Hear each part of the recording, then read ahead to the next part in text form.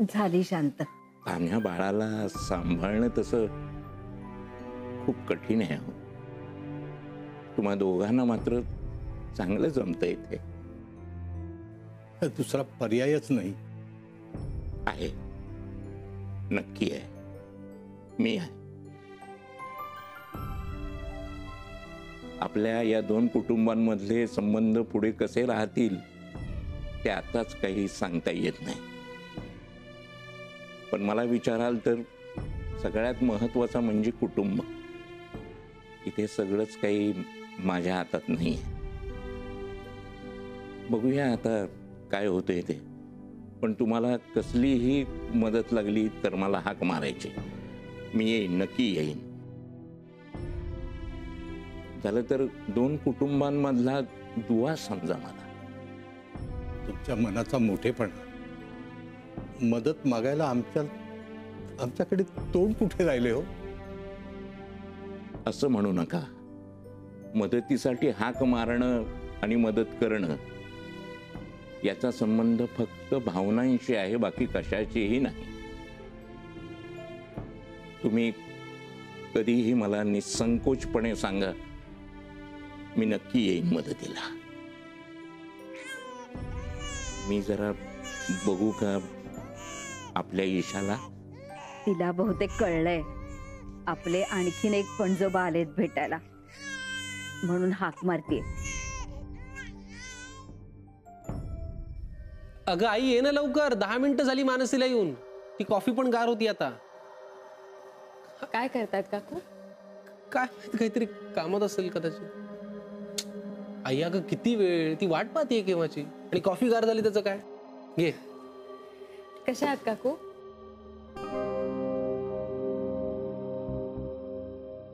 बघ बघ कॉफी कशी झाली आहे सांग मला. मस्तच. खरं तर मीच करायला हवी होती. मी काहीतरी बनवू का? काहीतरी झटपट खायला.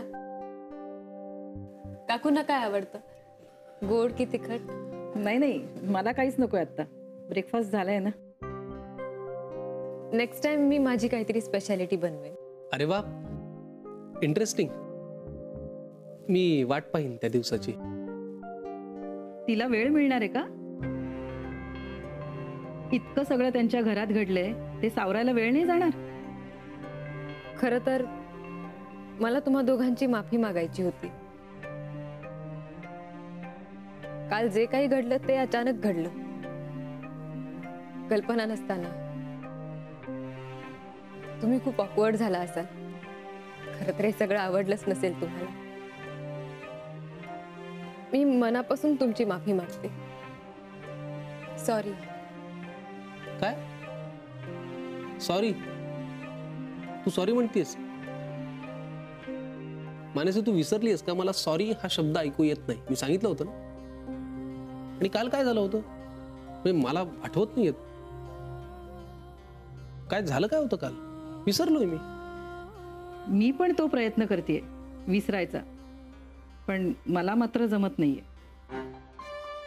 काकी, मी याचा आमच्या रिलेशनवर काहीच परिणाम होऊ देणार नाही. पण मला एकटीला हे सगळं सांभाळणं शक्य नाहीये. कदाचित सुरुवातीला सलीलला थोडं समजून घ्यावं लागेल. अगं तो खूप समजूतदार आहे. मला असं वाटतंय तो ऑलरेडी खूप थांबलाय. हो, मला अगदीच कल्पना आहे त्याची. आणि आमच्या लग्नाच्या बाबतीत जसं ठरलंय तसंच होईल सगळं. मी तसा प्रयत्न करेन. हे बघ मानसी, मला कळतंय तुला काय वाटतंय ते. हे सगळं खूप कॉम्प्लिकेटेड आहे. तसं त्यात तुझा काहीच दोष नाहीये. पण इतकी वादावादी, समज गैरसमज, भांडणं, डिवोर्स, हे सगळं सावरणं तसं सोपं नाहीये. कुठलीही नवीन मंगल गोष्ट करताना असा घरात कलह नको वाटतो ग. सुरुवातीलाच हे सगळं असं झाल्यावर मग पुढे काय? हे बघ, तू घाई करू नकोस. आपण थांबूया ना, वेळ घेऊया, नाही का सलील? आई तुम्ही बसा, मी आलेच. मला जरा बँगलोरला कॉल करायचा आहे.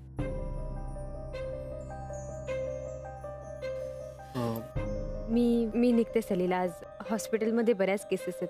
अगं पण मानसी, सलीला आपण नंतर बोलू. मानसी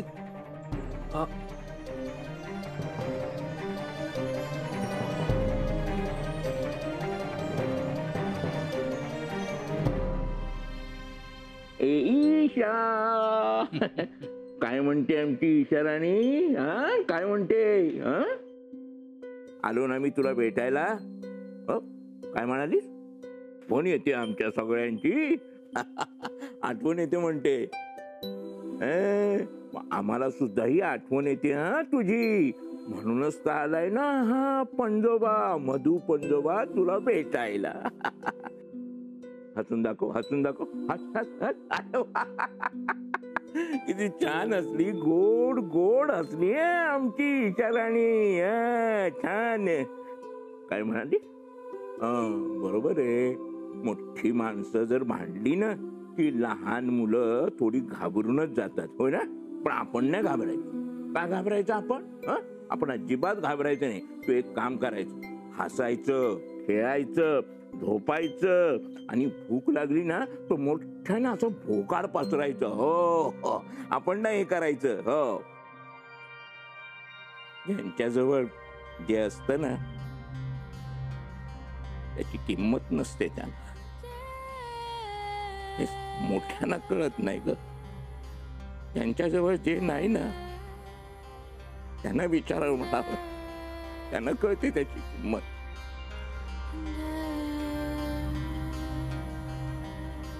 बघा कसं बोट ठरलं. काय कळतो या अजाण जीवाला? कळतं ना, प्रेम कळतं. हे बघ, तुला कधी आठवण झाली ना तर मला बोलवायचं ह्या तुझ्या मधू पंजोबाला आणि तुझ्या या या या पणजीला सांगायचं मधू पंजोबाला बोलाव म्हणून. मी लगेच येणार. हा येणार, मी येणार, हिच्यासाठी येणार. अरे आज बघू, आज बघू.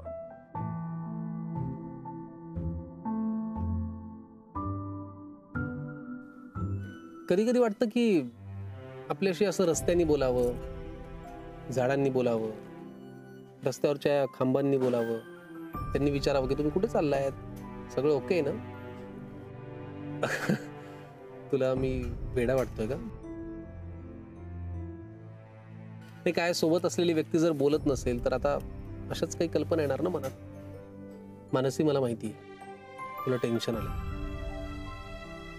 आधीच घरात हे सगळं झालंय, त्यात आज माझी आई पण असं बोलली तुझ्याशी. पण मी तुला एक खरं सांगू, तू प्लीज तिचं बोलणं फार मनावर घेऊ नकोस. नाही, कारण काय की थोडंसं थांबूया किंवा वाट पाहूया हे ती एवढ्या करता म्हणाली की आमचे बरेचसे नातेवाईक भारताबाहेर आहेत ना, त्याही दृष्टीने थोडासा वेळ हवाच आहे ना आम्हालाही.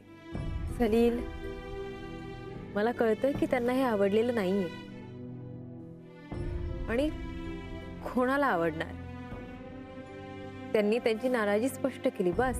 नाही, काय मानसी की हे सगळं खूप असं अचानक समोर आलं ना, म्हणून तिच्यावर थोडासा परिणाम झाला, बाकी काय.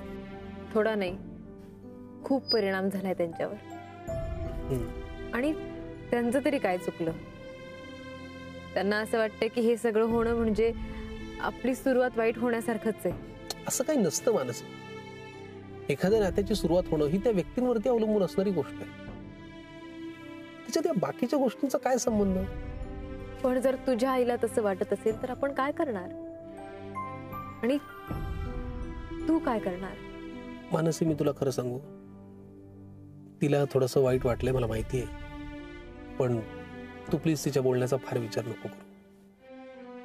मला खात्री आहे तिला थोडासा वेळ द्यायला पाहिजे, आणि जर तो दिला तर ती नॉर्मल नाही.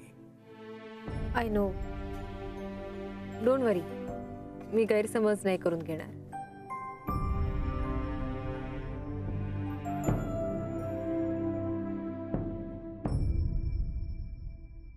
प्लीज अशी गप्प नको राहू ग, पण टेन्शन पण घेऊ नको.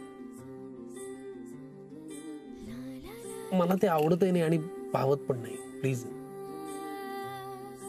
नाही राहणार, पण आपण आता परत कधी भेटायचं ते तू सांग. आता मी वाट बघेन. बाय. बाय.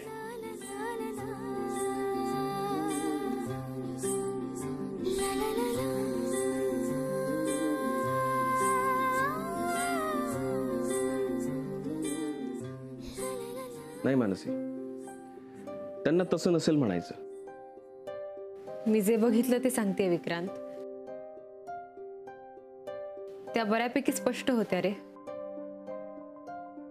मी गेल्यानंतर 10 मिनिटांनी बाहेर येणं, त्यांची body language, vibes, between the lines कळतं ना आपल्याला. हो, पण प्रत्येक माणूस वेगळा असतो. त्याची समजून घ्यायची पद्धत वेगळी असते, ताकद वेगळी असते. तेच तर. त्यांना जर असं वाटत असेल की कुठल्याही चांगल्या गोष्टीची सुरुवात घरातल्या वादांनी नको व्हायला, तर मग काय करायचं? घाई नको, वेळ घेऊया असं म्हणाल्या त्या. हो, पण त्यांचंही बरोबर आहे. हो, आणि त्यांना हे सगळं अवघड वाटतंय हेही तितकंच खरंय. मला जाणवलं ते. मी चुकीच्या वेळी बोललो ना सगळं. ही घटना जर घडलीच नसती तर त्यांचं मन कलुषित झालंच नसतं. आणि हे सगळं मी तुमच्या लग्नानंतरही सांगू शकलो असतो. I am really sorry Mansi. Vikrant, बोला बाबा. कामं संपली तुझी? हो, बऱ्यापैकी. का? ताबडतोब घरी आहे, जरा तुझ्याशी बोलायचंय. काय? आल्यावर सांगतो. एक मीटिंग आहे. मीटिंग? कशासाठी?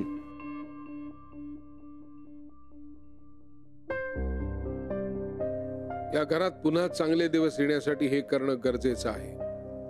पण खरंच चांगले दिवस पुन्हा या घरात येतील?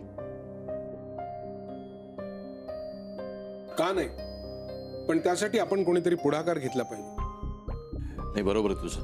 नाही तर आज सप्रियाजी येऊन गेल्यावर कसा गोंधळ उडाला होता ना, तसं होईल. मला असं वाटतं की एकत्र येऊन बोलायला हवं सगळ्यांनी. विक्रांतशी बोलू तर जरा त्यालाही हलकं वाटेल. काय पिता? हे बरोबर म्हणतोस तू. आपणच समजून घ्यायला पाहिजे रे त्याला. आपला विक्रांत चांगला आहे रे, साधा आहे एकदम. आपण त्याचा विचार नाही करणार तर कोण करणार? किती वेळा विचार करायचा त्याचा आणि किती समजून घ्यायचं.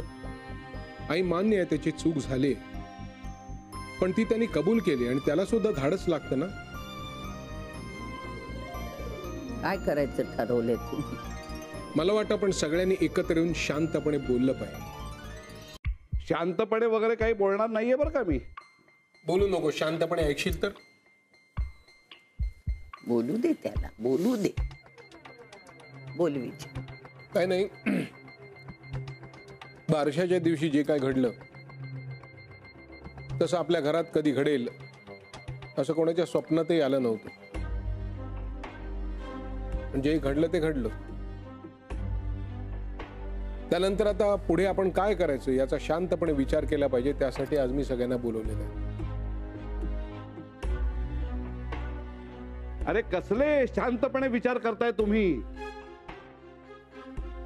नाही, हे मला अजिबात पटत नाहीये. मला यात घेऊ नका. विक्रांत, अरे आम्हाला सगळ्यांना असं अंधारात ठेवून तू का असं वागलास? एक मिनिट अलका, हे असं का आणि तसं का हे विचारायची ही वेळ नाही. जे झालं ते झालं. त्याच्या पुढे तो काय करणार आहे त्यात आपण त्याला मदत केली पाहिजे, हे जास्त महत्वाचं आहे.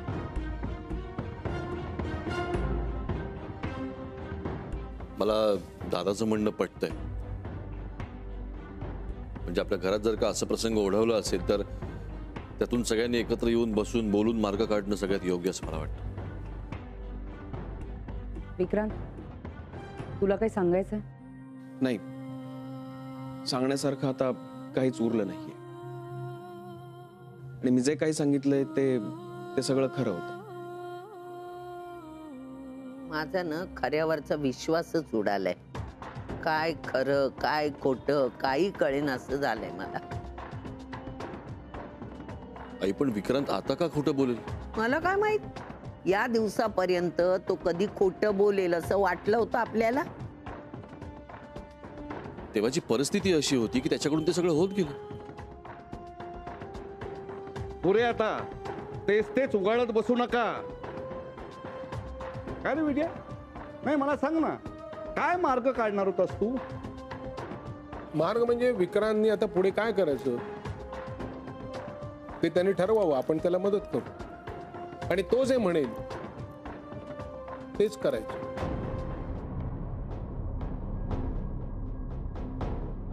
म्हणजे दळवी नसलेल्या त्या मुलीला सांभाळायला तुम्ही सगळेजण होकार देणार आहात?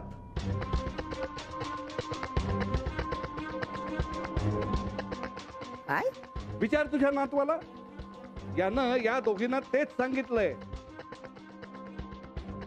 अरे पण मोनिका स्वतःहून तिला घेऊन गेली आहे ना. आणि ते बरंच झालं. खरं सांगू का, मला असं वाटत होतं की तिने ईशाला घेऊन जाऊ नये. का? विक्रांतनं सांगितलेलं सगळं कळू नाही? अहो पण त्याच्यात नानू मामा, तू आत्ता तिला का धारावर धरतोस? इथे विक्रांत आहे, त्याच्याशी बोलूया ना. विक्रांत, तू सांग. तू ईशाला सांभाळणार आहे? हो.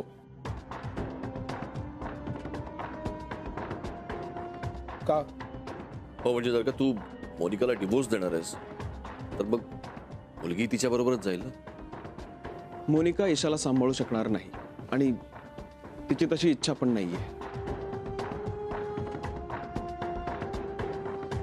तिला इच्छा नाही आणि तिचं हे लोढणं हा गळ्यात अडकवून घेतोय.